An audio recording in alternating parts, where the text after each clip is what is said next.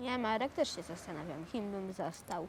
Może bym chciał, może kiedyś w przyszłości zostać papieżem. Fajny wybór. Jest się najpierw normalnym człowiekiem, że będziemy księdzem. Ma się żonę, potem ona ma się dzieci, tak? Tylko, że ten ksiądz jest dalej z tą żoną, tylko prawnie oni nie są małżeństwem, tak? No i potem ten ksiądz awansuje i jest papieżem. Bo nie, czekaj, tu będzie najlepiej. Jak uważasz?